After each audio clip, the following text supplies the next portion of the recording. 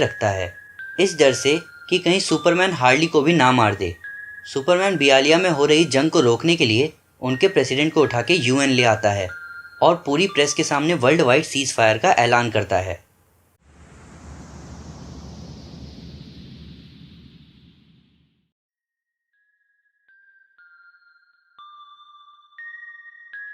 Nevada के drone command centre से army किसी शहर को टारगेट कर रहे होते हैं। टारगेट सेट होते ही वो लोग मिसाइल लॉन्च कर देते हैं। कमांडिंग ऑफिसर जब ड्रोन कंट्रोल करने वाले ऑफिसर से कंफर्मेशन मांगते हैं, तब वो बताता है कि मिसाइल ने हिट किया ही नहीं। कमांडिंग ऑफिसर पूछता है कि मिसाइल ने टारगेट ही हिट नहीं किया, तो वो कंट्रोलिंग एजेंट बोलता है कि नहीं, मिसाइल ने तो ग्राउंड ही हिट नहीं किया। कमांडिंग ऑफिसर कंट्रोलर के पास जाके उसे बोलता है कि ऐसा कैसे पॉसिबल है, तो एजेंट बोलता है कि शायद टारगेटिंग सिस्टम में कोई खराबी होगी। तो कमांडिंग ऑफिसर बोलता है कि मिसाइल ख़राब हो सकती है, अर्थ की ग्रेविटी थोड़ी ख़राब होगी, मिसाइल ग्राउंड को हिट करनी ही चाहिए थी। फिर ऑफिसर बोलता है कि कैमरास को पॉइंट करो, मुझे देखना है वहाँ क्या हुआ।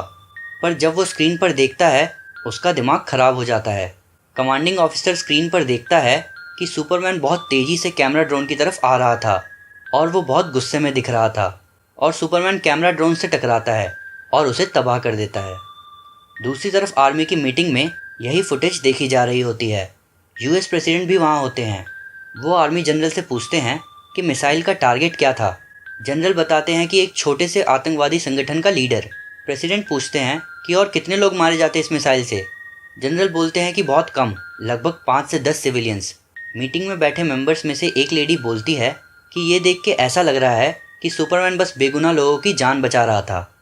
जनरल उनसे कहते हैं कि वो यूएस मिलिट्री के खिलाफ गया है, जो वो कर रहा है उसे देशद्रोह कहा जाता है। उसने पहले ही हमारे देश में किसी की जान ले ली है। सुपरमैन ने पूरी दुनिया पर निगरानी रखने का फैसला किया है, ऊपर से उसने बियालिया का तख्ता पलट भी कर दिया है। अगर उसको रोका नहीं गया तो वो कुछ भी कर सकता है। प्रेसिडेंट जनरल से पूछते हैं कि आपके पास इसका क्या सॉल्यूशन है। तब हम देखते हैं कि कुछ एजेंट्स किसी के घर पर स्ट्राइक कर रहे होते हैं और जनरल प्रेसिडेंट को समझा रहे होते हैं कि हमारे पास एक पत्ता है खेलने के लिए। प्रेसिडेंट जनरल से पूछते हैं कि आपको पता भी है इसका अंजाम क्या होगा, अगर हम उसके खिलाफ गए और फेल हो गए तो। जनरल बोलते हैं कि सुपरमैन को पता भी नहीं चलेगा कि आपका कोई लेना देना भी है इन सब चीज़ों में। हमने इस प्लान के लिए कुछ एजेंट्स को कॉन्ट्रैक्ट दिया है और हम किसी हाल में फेल नहीं हो सकते। वो सारे एजेंट्स एक कमरे के बाहर खड़े होते हैं। प्रेसिडेंट जनरल से पूछते हैं कि क्या प्लान किया है तुमने, और ऐसा कोई प्लान कैसे पॉसिबल है जिससे सुपरमैन को पकड़ के रोक सकें। तब उन सब में से एक एजेंट उस कमरे का गेट तोड़ देता है और जनरल प्रेसिडेंट को बताते हैं कि मैंने कब कहा कि हम सुपरमैन को पकड़ेंगे। तब हम देखते हैं कि वो सारे एजेंट्स सुपरमैन के पेरेंट्स को पकड़ने आए होते हैं और उनका लीडर सुपरमैन की माँ यानी मार्था केंट को पकड़ के बोलता है कि ज़मीन पर लेट जाओ। वो मार्था को नीचे गिरा देता है। तब सुपरमैन के पापा यानी जोनाथन केंट उस आदमी को मार्था को छोड़ने के लिए कहते हैं और उसे एक ज़ोरदार पंच मारते हैं। वो एजेंट अपनी नाक पकड़ के अपने बाकी साथियों को जोनाथन को पकड़ने के लिए बोलता है, और जैसे ही बाकी लोग जोनाथन को पकड़ते हैं, वो एजेंट बंदूक के दूसरे एंड से जोनाथन के मुंह पे मारता है। मार्था चिल्लाती है और जोनाथन नीचे गिर जाते हैं। तब वो सारे एजेंट्स मार्था और जोनाथन को बाहर लेके आते हैं और उस घर को आग लगा देते हैं। और तब हमें पता चलता है कि वो एजेंट और कोई नहीं बल्कि मिरर मास्टर होता है, जो कि अपनी पूरी टीम और सुपरमैन के पेरेंट्स को मिरर डायमेंशन में भेज देता है। और जिस मिरर के रास्ते वो लोग जाते हैं, वो मिरर वहीं पड़ा रहता है और थोड़ी देर बाद हमें उसमें सुपरमैन की रिफ्लेक्शन दिखती है। सुपरमैन अपने मम्मी पापा को आवाज़ लगाते हुए अपने जलते हुए घर में घुसता है और हर जगह उन्हें ढूंढता है। तभी उसे आवाज़ आती है कि वो लोग वहाँ नहीं हैं। सुपरमैन पीछे मुड़ के देखता है तो उसे एक टेबल पर मिरर पड़ा दिखता है, जिसमें से मिरर मास्टर उससे बात कर रहा होता है। सुपरमैन उसे बोलता है कि अगर तुमने उन्हें चोट पहुंचाई तो मैं। पर मिरर मास्टर उसे बीच में ही रोक के बोलता है कि तो क्या, मेरी छाती से भी अपना हाथ आर पार कर दोगे? कसम से ये बहुत खतरनाक चीज़ करी है तुमने। फिर वो सुपरमैन से बोलता है कि ये जान लो कि तुम अपने पेरेंट्स को कभी नहीं देख पाओगे। वो दोनों अभी ऐसी जगह हैं जहाँ ना तुम उन्हें ढूंढ सकते हो और ना ही छू सकते हो, पर वो जिंदा हैं। तुम्हारे बूढ़े बाप ने लड़ने की कोशिश करी थी, पर मैंने उन्हें अपने तरीके से ठीक कर दिया। सुपरमैन ये सुनते ही गुस्से से भर जाता है और वो शीशा तोड़ देता है। फिर मिरर मास्टर उस टूटे हुए शीशे से ही बोलता है कि वो जिंदा ही रहेंगे अगर तुम हमारी बात ध्यान से सुनोगे तो जो भी कर रहे हो वो अभी रोक दो। गवर्नमेंट और वॉर में दखल देना बंद कर दो और वापस जो हीरोगिरी करते थे वही करो। ये सारी बात मानो और तुम्हारे माँ बाप सांस ले पाएंगे। तुमने अगर अपनी जगह भूली तो हम तुम्हें उनके टुकड़े भेजना शुरू कर देंगे। शायद हम तुम्हें उन्हें चुनने भी दें। दूसरी तरफ जस्टिस लीग के वॉच टावर में वंडर वुमन सारी लीग के मेंबर्स को बुलाती है। वो उन सबको थैंक्स बोलती है आने के लिए। फिर वो उन्हें बोलती है कि पिछले हफ्ते जो भी हुआ उससे हम सबको नुकसान पहुंचा है। हम में से हर एक का कोई दोस्त या उनका कोई करीबी मेट्रोपोलिस में रहता था। फिर वंडर वुमन कहती है कि आज हमारे साथ कुछ ऐसे हीरोज़ को होना चाहिए था जिनको अब हम कभी नहीं देखेंगे। नाइटविंग समझ जाता है कि वंडर वुमन किसकी बात कर रही है। फिर वंडर वुमन कहती है कि सुपरमैन के साथ जो भी हुआ वो उसका गम नहीं मना रहा, बल्कि ऐसा दोबारा किसी के साथ ना हो इसलिए वो लड़ रहा है। पर पिछली रात उसके पेरेंट्स को उनके घर से किडनैप कर लिया गया और शायद वो मारे भी जाएं अगर सुपरमैन गवर्नमेंट के रास्ते में आता है तो जो भी ये सब कर रहा है वो हमें हमारी जगह दिखाना चाहता है। और मैं थेमिस्केरा की प्रिंसेस डायना हूँ और मैं अपनी जगह अच्छे से जानती हूँ। मुझे विश्वास है कि जो भी सुपरमैन ने शुरू किया है उसे दुनिया को बचाया तो जा सकता है, पर साथ ही साथ उसे बेहतर भी बनाया जा सकता है। मुझे सुपरमैन पर विश्वास है और मैं पीछे खड़ी नहीं रह सकती जब उस पर ऐसे अटैक किया जा रहा है। मैं जानती हूँ कि आप सभी में से कई सुपरमैन के एक्शन से सहमत नहीं होंगे, पर कोई बात नहीं। तभी साइबॉर्ग बोलता है कि नहीं, वो सुपरमैन है। हमारी दुनिया 10 बार तबाह हो चुकी होती अगर वो नहीं होता तो। उसका एहसान है हम पे, हम उसके लिए ज़रूर लड़ेंगे। तब सब लोग टेलीपोर्टर की तरफ जा रहे होते हैं।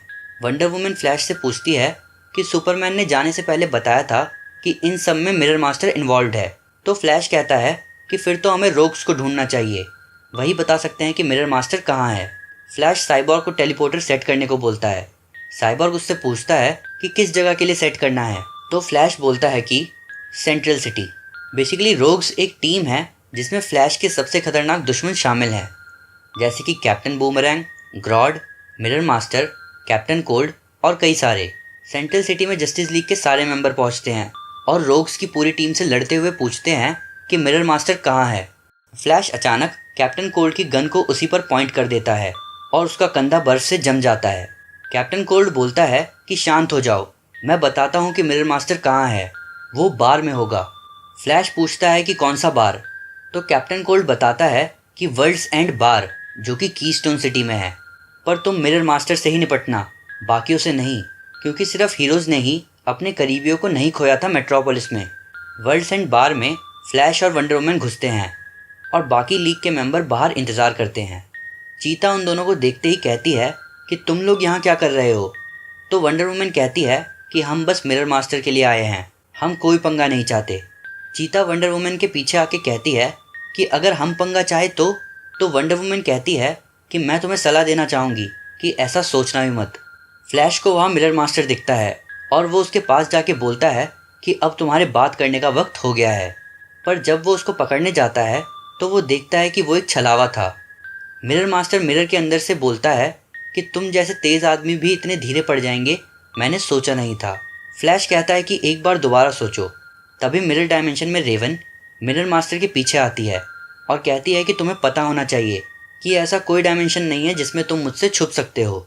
और तभी वंडर वुमन मिरर से आधे बाहर निकले मिरर मास्टर को अपने लाशों से पकड़ लेती है और उसको बोलती है कि तुम लाशों से छूटकर नहीं जा सकते, और क्या होगा अगर मैं अभी इस शीशे को तोड़ दूं और तुम आधे ही अंदर रह जाओ तो।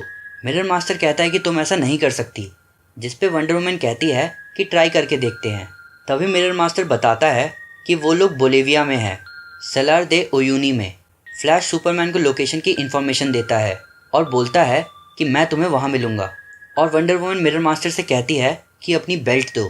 फ्लैश जल्दी से सलार डे उयूनी पहुँचता है, जो कि दुनिया की सबसे बड़ी सॉल्ट से बनी नेचुरल मिरर है, और वो सुपरमैन को मिरर मास्टर की बेल्ट देता है ताकि वो रिफ्लेक्शन के अंदर घुस के अपने पेरेंट्स को बचा सके। दूसरी तरफ आर्मी जनरल प्रेसिडेंट को बताते हैं कि हमारा प्लान फेल हो गया। तब प्रेसिडेंट उनसे बोलते हैं कि अब और गुस्से से भरे सुपरमैन को रोकने का प्लान बनाओ, और प्रेसिडेंट अपने रूम में जाने लगते हैं। अंदर घुसते ही उन्हें आवाज़ आती है कि ये बहुत बेवकूफ़ी भरी हरकत थी। प्रेसिडेंट हैरान हो जाते हैं। तभी बैटमैन प्रेसिडेंट का मुंह पीछे से बंद कर देता है और बोलता है कि तुम्हें कभी भी किसी आदमी के माता पिता को हाथ नहीं लगाना चाहिए, अब आगे ऐसा कुछ सोचना ही मत। प्रेसिडेंट बैटमैन को बताते हैं कि उन्होंने कहा है कि किसी को नहीं पता चलेगा कि मैं इन सब में इन्वॉल्व हूँ। बैटमैन बोलता है कि मुझे लग ही रहा था। तब प्रेसिडेंट बोलते हैं कि क्या तुम उन्हें बता दोगे मेरे बारे में? तो बैटमैन बोलता है कि नहीं, पर उन्हें पता लगेगा जब। तो प्रेसिडेंट बोलते हैं कि वो लोग मुझे हाथ भी नहीं लगा सकते, पब्लिक ने मुझे चुना है। तो बैटमैन बोलता है कि तुम सही में इतने भोले हो? एक बार सोच के देखो कि तुम किनसे पंगा लेने की सोच रहे हो। किसी को पता भी नहीं चलेगा कि तुम्हें छुआ गया है कि नहीं, तुम बस गायब हो जाओगे और पुलिस तुम्हारी बॉडी को सैटर्न पे ढूंढने की सोच भी नहीं पाएगी। तुम्हारा प्लान फेल हो गया, और वो ऐसे फेल हुआ कि अब वो सुपरमैन के इरादों को और स्ट्रांग बना देगा और सभी को उसके साथ कर देगा। फिर प्रेसिडेंट खिड़की से बाहर देखते हुए बोलते हैं कि तुम जानते हो कि इतनी ताकत वाला आदमी दुनिया के साथ क्या कर सकता है? तो बैटमैन बोलता है कि वो दुनिया में शांति ला सकता है। तो प्रेसिडेंट बोलते हैं कि बिल्कुल, पर वो ये शांति बनाए कैसे रखेगा?